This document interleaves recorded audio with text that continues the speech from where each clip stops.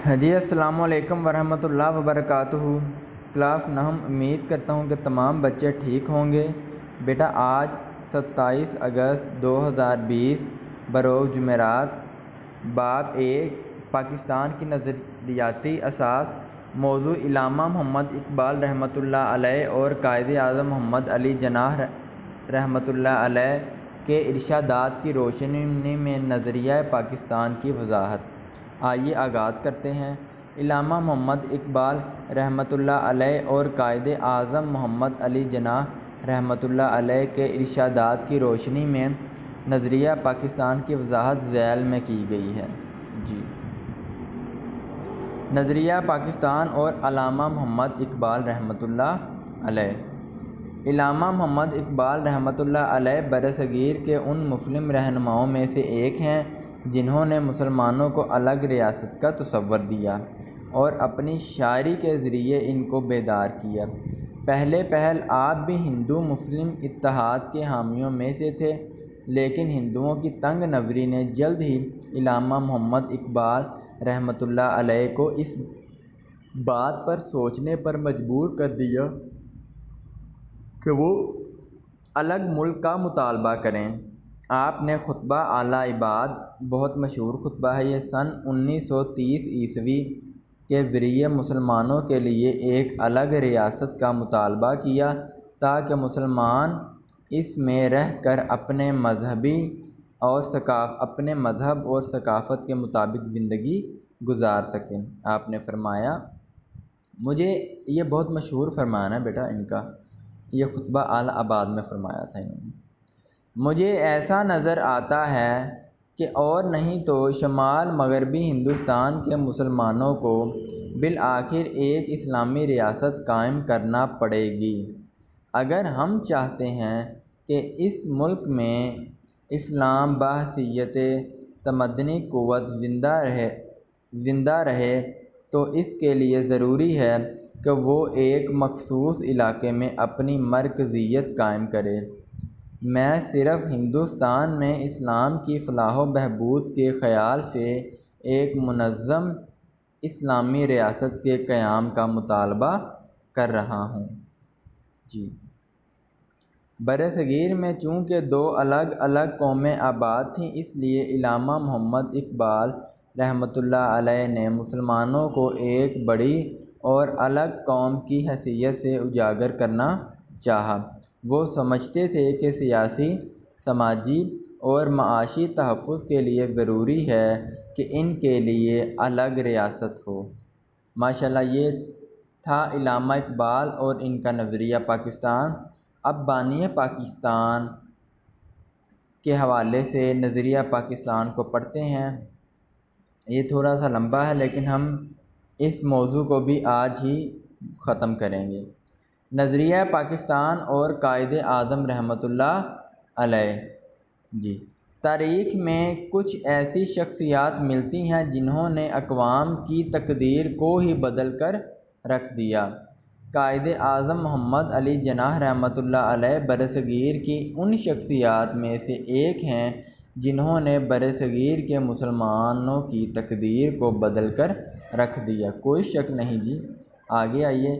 قائد اعظم محمد علی جناح رحمۃ اللہ علیہ دو قومی نظریہ کے زبردست حامی تھے اور وہ ہر لحاظ سے مسلمانوں کو الگ قوم کا درجہ دیتے تھے۔ آپ نے اس سلسلے میں فرمایا، قومیت کی جو بھی تعریف کی جائے، مسلمان اس تعریف کی روح سے الگ قوم ہیں۔ وہ اس بات کا حق رکھتے ہیں کہ اپنی الگ مملکت قائم کریں۔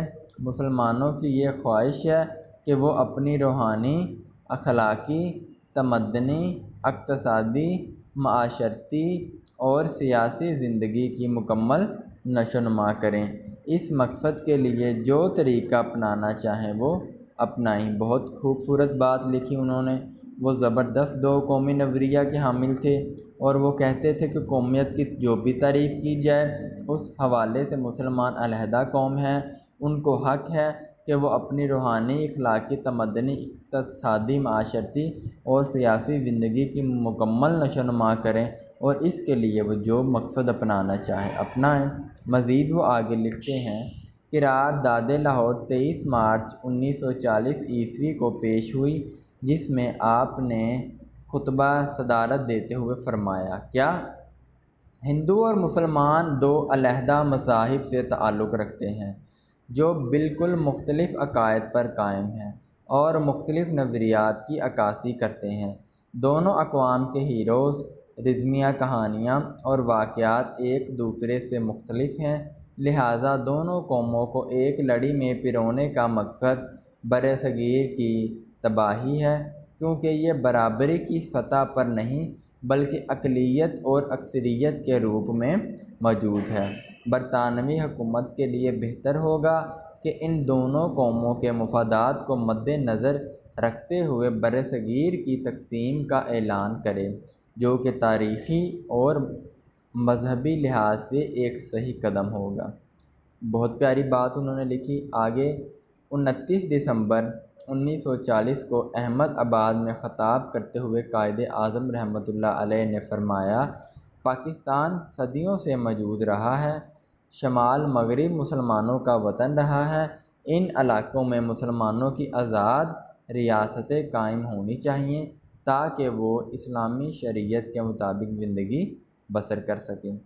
اب مزید پاکستان بننے کے بعد آپ نے فرمایا، ہمیں پنجابی، سندھی، بلوچی اور پٹھان کے جھگڑوں سے بالاتر ہو کر سوچنا چاہیے۔ ہم صرف اور صرف پاکستانی ہیں اور اب ہمارا فرض ہے کہ پاکستانی بن کر زندگی گزاریں۔ اس کے علاوہ آپ نے اقلیتوں کو مکمل تحفظ دینے اور برابری کے حقوق دینے کا اعلان کیا، یہی اسلام کی بنیادی تعلیم ہے۔ 11 اکتوبر 1947 کو حکومت پاکستان کے افسران سے خطاب کرتے ہوئے قائد اعظم نے فرمایا، ہمارا نصب العین یہ ہے کہ ہم ایک ایسی مملکت تخلیق کریں جہاں ہم آزاد انسانوں کی طرح رہ سکیں، جو ہماری تہذیب و تمدن کی روشنی میں پھلے پھولے اور جہاں اسلام کے معاشرتی انصاف کے اصولوں کو ابھارنے کا موقع ملے۔ آخری پوائنٹ، 1 جولائی 1948 کو قائد اعظم نے اسٹیٹ بینک کا افتتاح کرتے ہوئے فرمایا تھا، مغرب کا معاشی نظام انسانیت کے لیے ناقابل حل مسائل پیدا کر رہا ہے اور یہ لوگوں کے درمیان انصاف کرنے میں ناکام رہا ہے۔